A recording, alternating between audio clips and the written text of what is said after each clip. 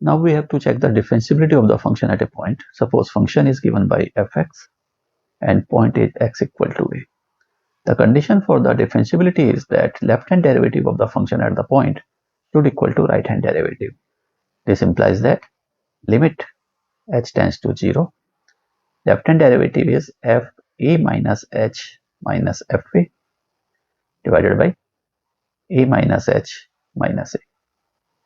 And it should equal to limit h tends to 0 f a plus h minus f a divided by a plus h minus a. Or we can write it as limit h tends to 0 f a minus h minus f a divided by minus h, and it is equal to limit h tends to 0 f a plus h minus f a divided by h. So this is the condition to check the differentiability of the function at a point, say x equal to a. Now we take our example, which is the modulus function x given by x if x is greater than equal to 0 and minus x if x is less than 0.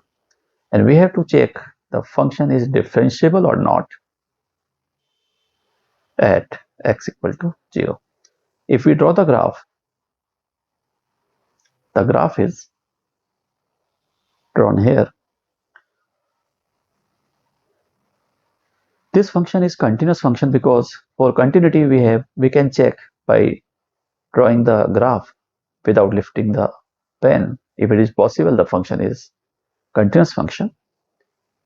And for differentiability to check, at point x equal to 0, there is a sharp edge. So points which have sharp edge are not differentiable. Therefore, this graph is, or this function, modulus function is not differentiable at x equal to 0. Now we have to check this by the given definition.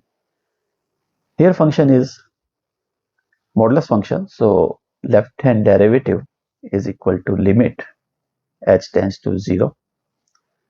F we have to check at x equal to 0, so we have to replace this a with 0, so it is 0 minus h minus f0 divided by minus h.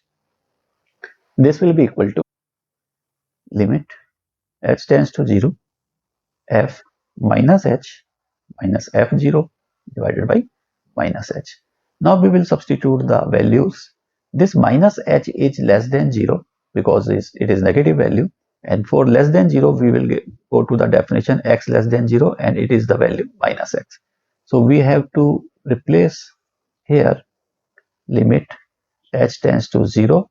In place of f minus h we will write minus and then replace this x by minus h, so it is minus h. This is 0.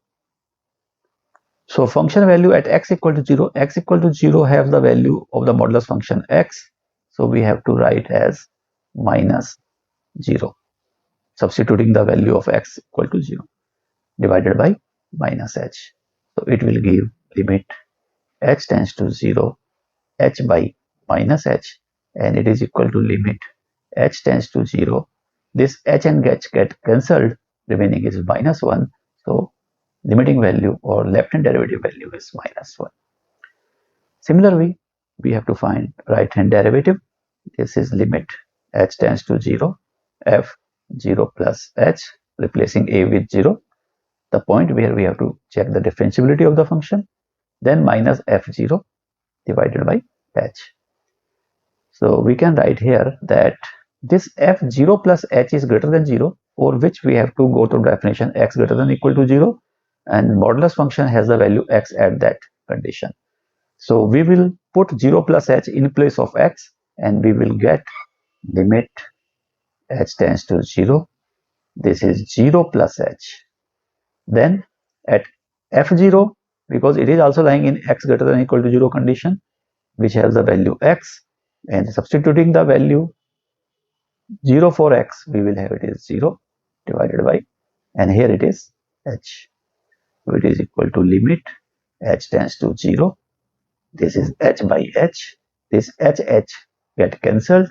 We have limit h tends to 0 of 1, so value is 1. Here we see that left hand derivative is minus 1 while the right hand derivative is 1. So left hand derivative is not equal to right hand derivative. This implies that modulus function is not differentiable at x equal to 0.